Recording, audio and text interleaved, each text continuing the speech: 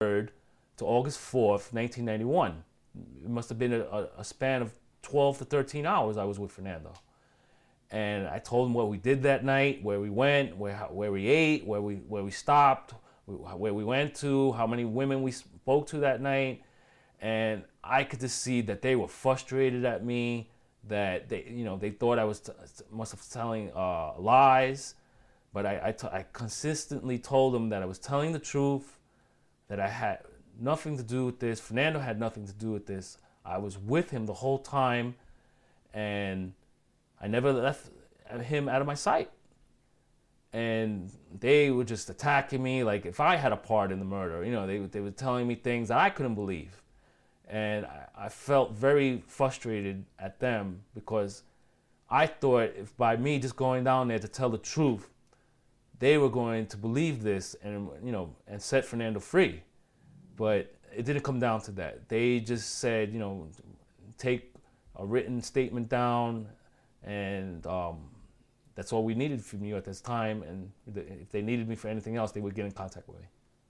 The prosecutor just asked me repeated questions, trying to switch them around. I don't know for what reason, trying to like, in a way, play with my head, asking me questions in a way almost to trick me. And I don't understand why he was doing that, because I gave him straightforward answers and I knew where I was that night, and he still didn't believe me.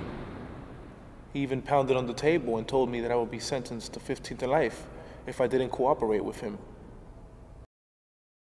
When I was arrested, and after I gave my detailed account of where I was that night, who I was with and what I did, I was then told, in order to call my lawyer or my mother, that I had to participate in a lineup.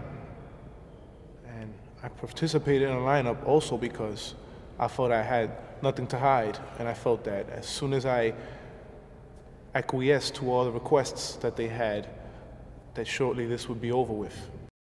This man was with Raymond Blunt that night. Altercations brewed and somebody ran across the street and shot my friend Raymond. What did he look like? He was a little bit taller than myself, Hispanic, about 150 pounds. To close the case, police rushed to get Bermudez into a lineup, but instead of having the 210-pound Bermudez stand, police seated all the suspects. To disguise my height, because had I been probably standing, they would have seen that they were definitely mistaken. Did Fernando ever stand up? No, he didn't. And then there was the lineup. Now, many are done in rooms like these. The subjects stand across, so the witnesses can identify them through the one-way mirror. But in this case, the subjects were seated, and that could have caused real confusion among the witnesses because there was a discrepancy about the height of the shooter. He looked very similar, at least facially, to Willow. Similar except for his size. The witnesses said the shooter was 5'9", 150 pounds. Bermudez was much bigger, 6'2", 230. You can't tell that from a photo. And the lineup was done with suspects sitting down. And I was told to sit down and pick a number and sit down with a bunch of police cadets who also held numbers. The star witness for the prosecution was Efren Lopez. When the fight broke out the night of the murder, Lopez was at the center of the melee. Witnesses said that Lopez pointed out the victim, Ray Blount, to whoever fired the shots. This led police to conclude that Lopez knew the shooter. I seen him go when he pulled it out. He was taken to a nearby precinct and questioned for 27 hours before the police videotaped his statement. Assistant District Attorney James Rodriguez did not turn over an exculpatory tape that he should have turned over. Firstly, he should have turned it over at the very beginning, soon after the arrest of Fernando Bermudez, because a motion had been made an omnibus motion had been made by the defense attorney asking for Rosario material and Brady material and statements and identifications, and asking for all of this material to be turned over, and it was not. Then at the Wade hearing, this tape was not turned over. No one knew it existed except the prosecutor. My name is James Rodriguez. I'm an assistant DA in New York County, and with me also present is Detective Daniel Massanova from the 6th Precinct Squad. That information was not turned over until the eve of trial. That would have helped the defendant plan his defense.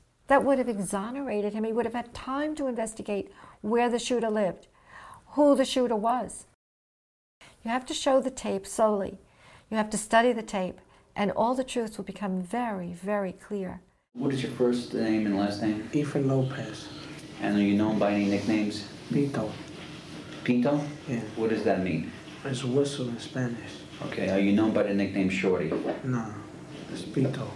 If somebody who don't know me, they'll call me Shorty because I'm small, but my name is Pito. Have people called you Shorty in the past? Yeah, because of people who I already know, but once I get to know them, my name is Pito.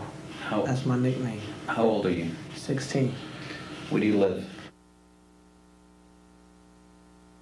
In Manhattan? Yeah. How long have you lived there? For like 3 years. Who do you live there with? My mother. Do you go to school? No, I was registered this September. What are you doing now? Nothing. Just hanging out? Yeah. And where do you hang out? What do you do there? Play handball, basketball, baseball. Well, the prosecutor has never turned over the tape without the redaction. I mean, filling in the spots. He has never turned over the full Rosario statement. Do you ever go down to the Mark ballroom? Yeah. How many times you been there? Saturday was my first day I ever went there. Who'd you go there with? A friend of mine, Anthony. What's his last name? I don't know his last name. Where do you know Anthony from? From 90th Street. What time did you get to the Mark ballroom? Probably got there about 12 or close to 1. How old are you? 16. What's your date of birth? 9/3/74. Okay. And you're 16. Yeah. Who knew the club? Anthony, because they had flyers for the club. It was called Romper Room. Why'd you go down there? Because I just came out that Saturday, so I wanted to go to a party. Came out from where? From work release. That was my pass on Saturday to Wednesday. And that's when he asked me if I want to go to Romper Room, and I said yeah. So what else did he say to you? And that was it. Then he knew you from Rikers? Yeah, that's what he was telling his friend about Rikers. That's when I said, do you know me? Because I wasn't Rikers Island, and I got jumped in Rikers Island. So I approached him and said, do you know me? So he probably took it wrong by the way I said it, but I came, snotty, and that's when he hit me. And I swung back at him and his friend, and that's when he punched me on the side of my mouth right here. And that's And who were you with? Who was that with? Yeah. With Anthony. Anthony saw this? Yeah, when the second guy hit me, that's when he pushed me away. Because when one guy hit me, he didn't do nothing because I was fighting him, and when the other guy hit me, that's when he pushed us away, and then the guys that was working there, they brought both of us upstairs. Where did Anthony live? On 90th Street. What's the building number? He lives in one of the projects, because he hangs out on 92nd behind my grandma's building. What's his telephone number? I don't have his number. That's when they broke it up. And they took us upstairs. And the two guys that was up there, they had bats that work in the place. And they was talking about they don't want no more problems over there to squash. I know that. I didn't say nothing to him, or I didn't say nothing to the kid. I just went back downstairs. When I went downstairs, I called my grandmother. I told my grandmother what happened. This was probably like 2:30. I called my grandmother. And then when I started talking to my grandmother, I went back in. Why did you call your grandmother? Because I told my grandmother everything, so in case something happened, she knew where I was at. I mean, weren't you going to go home that night? Yeah. So couldn't it wait until you got home? I just called her to explain to her what happened. In case something happened to me, she knew where I was at. Well, you knew somebody was going to shoot the guy who punched you, right? That's what you want her to know. No, I was just explaining to her what happened. The guys that were there, I didn't even see him yet. That's when when I went back inside, that's when I seen him. And I approached him, I was like, yo, what's up? And he was like, what happened? I said, I had a fight with this kid, and he didn't say nothing after that.